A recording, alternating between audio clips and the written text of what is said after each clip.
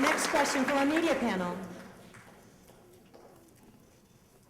I know the Green Party talks a lot about social justice. It's been called the third rail of this general election, and that is immigration. New American Media is a national consortium of the ethnic press, and it's certainly the #1 concern of the ethnic press in this country. What is your position on immigration? What are we going to do about ICE raids where families are being split up and children are being held in detention? And it's a deplorable and depressing situation, and I wondered what your position is and what the Green Party position is on immigration. Thank you. Cynthia McKinney? Well, first of all, I would repeal NAFTA, CAFTA, because basically we have this issue of immigration because we have unfair practices in our economic policy. We have an unfair military policy and an unfair foreign policy to those parts of the world from which these people are coming. And so I would want first to change our economic policy, our military policy, and our foreign policy to respect human rights, respect the environment, force U.S. corporations to abide by the U.S. standard on environment and labor, and have a race to the top rather than a race to the bottom, which now U.S. workers have joined. Thank you.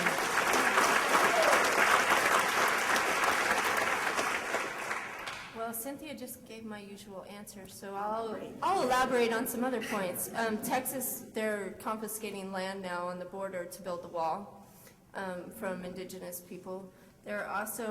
We hold the prison, which you mentioned in the question, where we have children in prison because their parents crossed the border illegally. And we've been trying to shut these down in Texas, and it's something that needs national attention. And our trade relations are really what bring people here, because they get pushed off their farms into overcrowded cities. There's no jobs, and so they have to go somewhere to make money so they can feed their children and themselves. And so until we address trade issues and foreign policy, we're going to continue to have issues with immigration. But really, who in this room isn't an immigrant? I know my family came here as immigrants.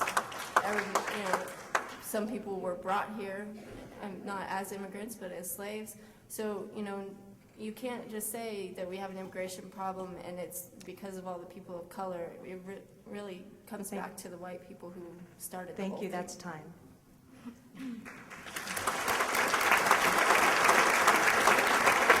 Jesse Johnson? Well, this is a subject that comes up historically every time things are tanking. Yes. There are three types of immigrants in our country, or in the history of our nation. One was the original ones, the natives. The other two are illegal immigrants. The first ones are the ones that are getting pointed at with fingers all over the place right now. The others are the ones that we probably share their bloodline, many of us, even though more of us share many bloodlines than we realize. Those are the ones who took this nation illegally, committed genocide for probably the last 400 to 500 years. So I think what we really need to focus on is our economy and justice. And if we do that, immigration will no longer be something that is sticking in our face every time we turn on the news. Jared Ball? I hope we all realize that in the context of electoral politics that we're really talking about building a social movement. We need a mass movement that we're hoping the Green Party can be the electoral political wing of. My colleagues here have said most of what my answers would be. I'll personalize it just a little bit. My wife being from Panama has reminded me on time and time again, there are no illegals, Yes. all right? As my sister Cynthia said very clearly, her country has been ravaged by the foreign policy of this country. So the fact that her family came here, migrated here to find jobs and find work, and they're exploited through their taxes and so on and so forth, and then turned around and be called spics and illegal and all of that infuriates me. My father's people came here in chains, all right? And they were not, just to quietly and softly correct my dear sister Kat, we're not slaves. These were enslaved African people upon the wealth of this nation, upon whose backs the wealth of this nation was built. Again, until we make the kinds of change within our own country, the foreign policy of this nation cannot get any better, and we can't expect any difference. Thank you. Last response, All of the above. International trade agreements that are not fair, like NAFTA and CAFTA, have driven people away from their homelands. They've taken away farms from farmers and have basically forced people into trying to find a better way of life. I want to touch on something else, that the real reason that immigration is discussed these days doesn't have to do so much with immigration. It has to do with fear, the fear that's being promulgated by the right, the distrust of strangers. This is symptomatic of a society that is sliding toward totalitarianism. follow-up question? And the border cut across native lands like the Tohono O'odham, so that family members have a difficult time just seeing each other.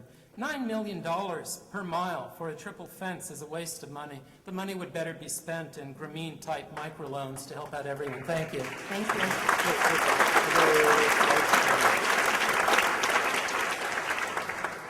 I think it's really interesting that you all addressed economic issues, but you didn't actually address my question, which is what about the people who, like me, are on an immigration visa, and my visa doesn't allow my spouse to work?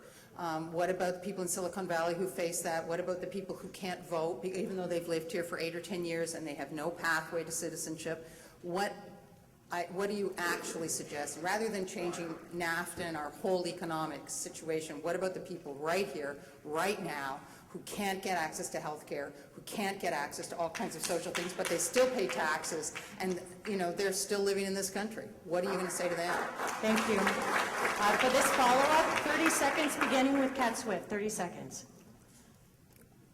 It's interesting because there was a Congress of Latinos in October of last year to discuss this issue, and there's they can't agree on what to do, but really we need a path to citizenship for people who have been here for a long time, and not force them to go back to their home countries in order to stand in line to get that path here.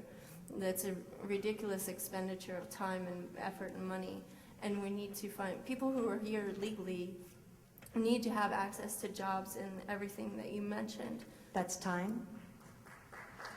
Jesse Johnson. Well, it's a very complex question, and I'm sure that the answer is going to be very complex as well. I don't have that answer. I don't believe that any of us do, and certainly our government doesn't presently. I do believe it goes back to the economic issue, and there is no Ellis Island open today, and we have no pathway for citizenship that is workable. And as I was talking about before, pertaining to our guilt as far as illegal immigrants, I think that hatred spawns from the guilt of what we did to the native lands to begin with and the native peoples. Thank you, that's time. Jared Ball. I mean, again, to give a simplified answer in a short period of time, I would just simply say, I support health care for everybody on the planet.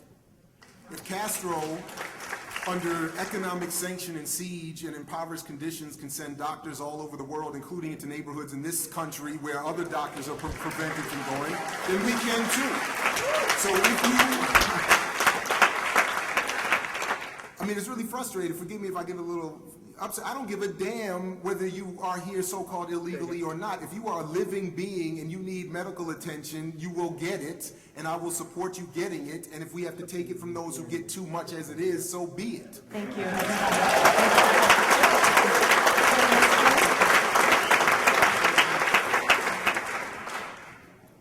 An expedited path to citizenship is in order. I'm also floating the idea of dual citizenship, having people be citizens of both countries. That would go a long way.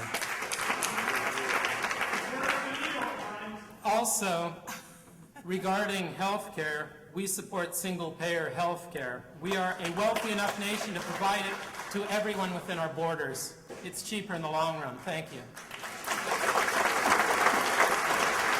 Finally, a follow-up answer, Cynthia McKinney. Well, I can't speak to your specific issue. I have dealt with immigration legislation, which was extremely regressive in the Congress. And immigration is basically used as a divisive issue, a wedge issue for political gain for certain political entities that use it. But then if public policy is made with respect for human rights and justice and compassion, in the congressional office, it took us, in some cases, we had people who were waiting a decade to reunite with their families. That's wrong. And so we ought to have comprehensive immigration reform that has as its hallmarks justice and compassion and human rights as well. And we ought to also eliminate disparities, because you're lucky to be here. If you were Haitian, you wouldn't be here. Amen. Thank you.